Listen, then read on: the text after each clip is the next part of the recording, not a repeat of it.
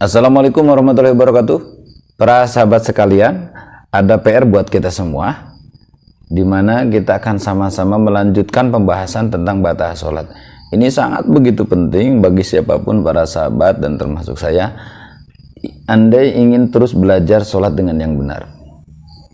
Batas sholat selanjutnya yang belum kita bahas adalah batas sholat dengan menambah rukun pekerjaan.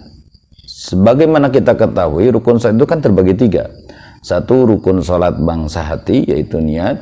Dua, rukun sholat bangsa ucapan, yaitu jumlahnya 5. Takbiratul ihram, baca fatihah, baca at-tahiyat, yang akhir tasyahud. Yang keempat adalah baca salawat dalam tasyahud akhir. Yang kelima adalah awaisalam yang pertama.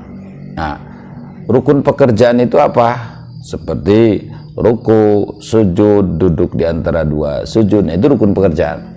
Nah, batas sholat dengan menambah rukun pekerjaan, seperti menambah ruku, menambah sujud, menambah itidah, menambah duduk di antara sujud, itu batal. Tapi ini ternyata hukumnya begitu banyak rincian yang perlu kita ketahui. Apa? Batas sholat dengan menambah rukun pekerjaan dengan kaid, dengan syarat satu, emang rukunnya rukun pekerjaan. Kalau menambah rukun ucapan itu tidak batal, kecuali menambah rukun ucapan berupa takbiratul ihram. Nah, berupa takbiratul ihram dan salam itu batal. Selain itu menambah tidak batal. Nah, selanjutnya kaid yang kedua, syarat yang kedua, bisa batal dengan menambah rukun pekerjaan itu kalau atas dasar kesengajaan.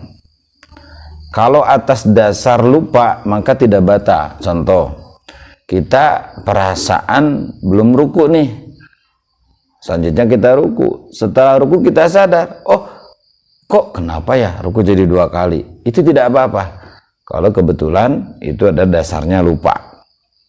Nah, jadi lupa itu tidak batal. Yang batal itu kesengajaan. Jadi menambah rukunnya seperti menambah ruku, menambah itidah itu dengan sengaja. Kaid atau syarat yang ketiga, bisa batal sholat dengan menambah rukun pekerjaan, yaitu bukan dikarenakan mutaba'ah. Artinya bukan dikarenakan turut kepada imam. Contoh kasus begini, kita menjadi makmum nih. Nah, selanjutnya tanpa kesengajaan kita mendahului ruku nih. Setelah ruku kita i'tidal.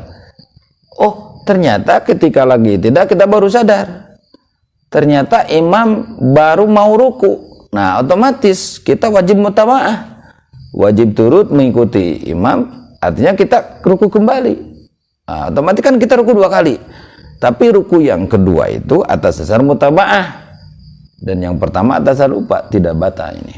Ya, tidak batal. Jadi menambah rukun bisa batal minimal ada kaid yang 3. Satu, emang rukunnya rukun pekerjaan, bukan ucapan. Kalau menambah rukun ucapan tidak batal, kecuali menambah takbiratul ihram dan menambah salam, itu bisa batal. Kedua adalah bahwa bukan atas dasar lupa. Kalau atas dasar lupa itu tidak batal.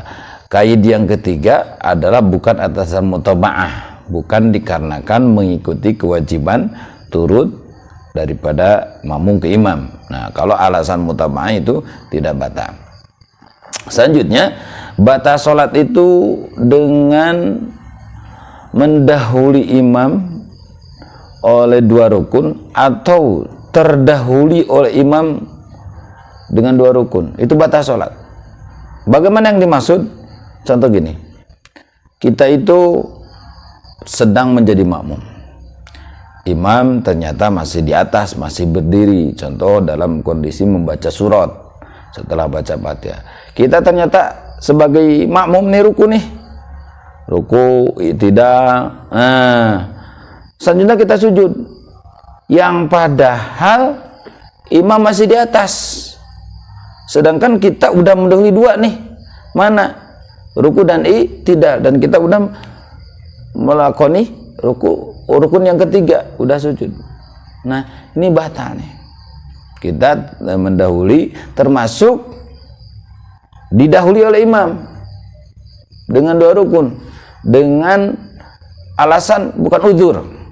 Contoh kasus gini, kita masih di atas, imam udah ruku, udah i'tidal, bahkan udah melakoni sujud yang pertama, sedangkan kita sebagai makmum masih di atas, artinya kita terdahului. Nah, dalam kasus yang 2 ini, mendahului imam atau didahului oleh imam bukan karena uzur, itu batal. Mafhum mukhalafahnya, bagaimana kalau dalam kondisi udur, ada alasan syarat seperti lupa, kalau dalam posisi mendahului atau mendahului atau didahului karena kita terlena bagaimana, maka itu tidak batal.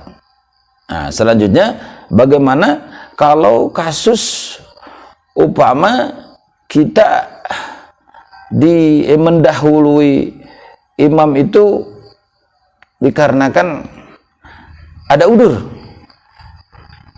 Nah, dalam konteks posisi mendahului, kasus ada udur susah. Yang paling banyak kasus itu terdahului oleh imam karena udur. Contoh, kita bacaan Fatihahnya sangat aplen, lambat, sedangkan imam bacaannya cepat. Otomatis kita gak keburu nih, gak keburu. Nah, sedangkan dengan sampaian bacaan kita karena kita lambat, sedangkan imam bacaannya cepat, terjadilah kita terdahului oleh imam oleh 2 rukun. Nah, ini tidak batal. Sahabat sekalian, batal sholat dengan mendahului atau didahului imam bisa batal itu dengan beberapa kait. 1, mendahului atau didahului oleh imam itu rukunnya rukun pekerjaan.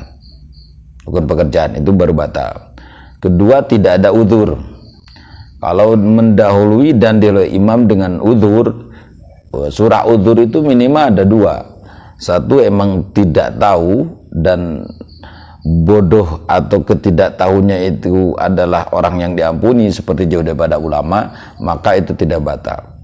Atau emang lupa, maka tidak batal. Selanjutnya, bagaimana kalau setelah terjadi lupa tersebut? Nah, kalau kita mendahului imam dikarenakan lupa, maka solusinya jika ingat langsung kembali. Contoh, kita itu lupa bahwa sebetulnya imam belum ruku, kita ruku nih, ketika ingat langsung wajib kembali. Kembali kemana? Ke atas lagi, berdiri mengikuti imam. Cuma kendala kalau upama ternyata kita nggak ingat setelah 1 rakaat, nah maka jangan dibatalkan, lanjutkan saja, cuma rakaat tersebut nggak dihitung. Ketika imam salam, kita kembali lagi ke atas menambah yang tadi, karena tadi nggak dihitung, karena itu kayak ilegal istilahnya. Terima kasih, mudah-mudahan ada manfaat, berkah buat kita semua. Wassalamualaikum warahmatullahi wabarakatuh.